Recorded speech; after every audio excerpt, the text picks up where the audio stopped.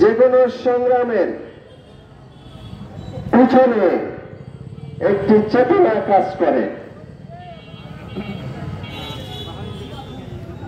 দেশে দেশে যত সংগ্রামের সূচনা হয়েছে, সমস্ত সংগ্রামের পিছনে যে মেইন চেতনা, প্রধান চেতনা কাজ করে, সেটাকে বলা হয়ে থাকে ডিসক্রিমিনেশন, বৈষম্য। এই বৈষম্য থেকেই সংগ্রামের সূচনা হয়ে থাকে। আজকে আমরা যে বিজয় দিবস পালন করছি, এই বিজয় দিবস এসেছে 1971 সালের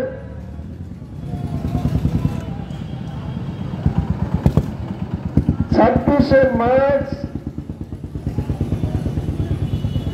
স্বাধীনতা সংগ্রামের ঘোষণার মধ্য দিয়ে দীর্ঘ 9 মাস এদেশের সকল শ্রেণী পেশার মানুষেরা আন্দোলন সংগ্রামের মধ্য দিয়ে পাকিস্তানের হানাদার বাহিনীকে পরাজিত করে এ জাতির জন্য একটি মানচিত্র, একটি পতাকা আনতে সক্ষম হয়েছে। আজকে তাই আমরা এই বিজয় দিবস পালন করতে পারছি। ভাইরা আমার, চেতনাটা কি ছিল? বৈষম্য। চেতনা ছিল জুলুম, জুলুমের অবসান, বৈষম্যের অবসান। চেতনা ছিল অন্যের অত্যাচার এর অবসান। চেতনা ছিল আইনের শাসন প্রতিষ্ঠা করার চেতনা। ভাইরা আমার, প্রতি বছর আমরা এই বিজয় দিবস পালন করি ওই চেতনাকেই লালন করার জন্য। কিন্তু দুঃখজনক হলেও সত্য, আমরা এই দিবস পালন করি কিন্তু আমরা এই চেতনাকে ভুলে গিয়েছি। এই চেতনাকে ভুলে যাওয়ার কারণে আজকে এদেশে আবার দ্বিতীয় আরেকটি স্বাধীনতা অর্জন করতে হয়েছে গত 5ই আগস্ট। পতিত আওয়ামী সরকার, ফ্যাসিস্ট শেখ হাসিনার সরকার স্বাধীনতা যুদ্ধে নেতৃত্ব দেওয়ার দাবি করেছিল, করে, কিন্তু স্বাধীনতা যুদ্ধের সমস্ত চেতনাকে তারা ভুলুণ্ঠিত করেছে। দেশের মাটিতে তারা কবর রচনা করেছে। ভাইরা আমার, আজকে আপনি ভাবতে পারেন প্রকাশ্যে আবু সাঈদীর মতন মেধাবী ছাত্রকে আওয়ামী সরকারের নির্দেশে পুলিশ কর্তৃক এইভাবে গুলি করে হত্যা করা, গ্রাস ফায়ার করে হাজার হাজার ছাত্র জনতাকে হত্যা করা, সারা বিশ্ব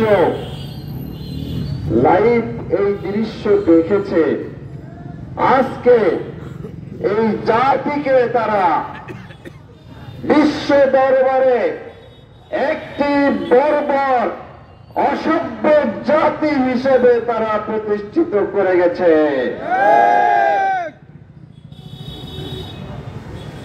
তাদের পতনের দৃশ্য আমরা দেখেছি। আমার সেদিকে আর যাব না, সময় কম। আজকে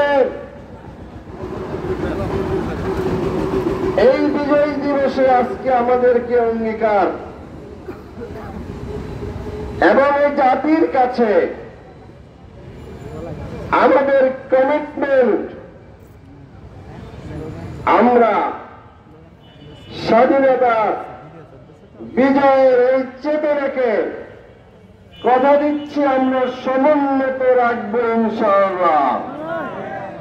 সমস্ত বৈষম্য, জুলুম, অত্যাচার, নির্যাতন, নিপীড়ন এই দেশ থেকে দূরীভূত হবে ইনশাআল্লাহ, জামায়াত ইসলামী যদি ক্ষমতায় যায়। ভাইরা আমার, জাতির কাছে আমাদের আমিরের জামাত এই ওয়াদা করেছে, আমাদের আহ্বান থাকবে।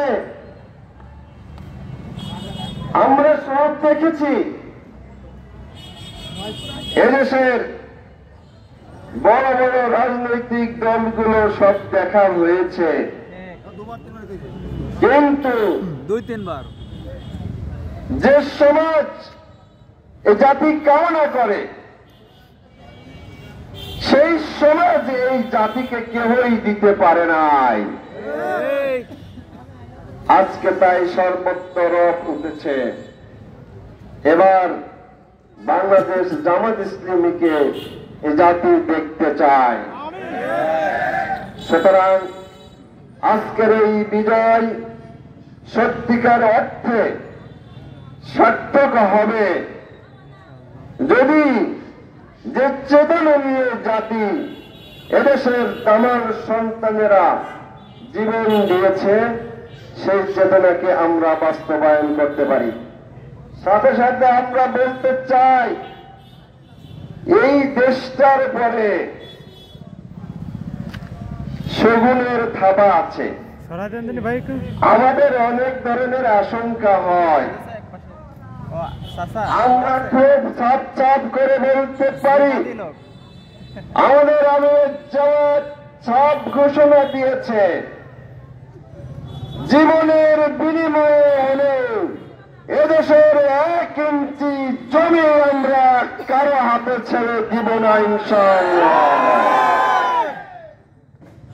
আসুন আমরা দেশকে ভালোবাসি, এদেশের মাটি মানুষকে আমরা ভালোবাসি, মাটি মানুষের কল্যাণের জন্য একটি সুন্দর সমাজ ব্যবস্থা, একটি সুন্দর ইসলামী সমাজ ব্যবস্থা, রাষ্ট্র ব্যবস্থা গড়ার কাজে আমরা সবাই আত্মনিয়োগ করি।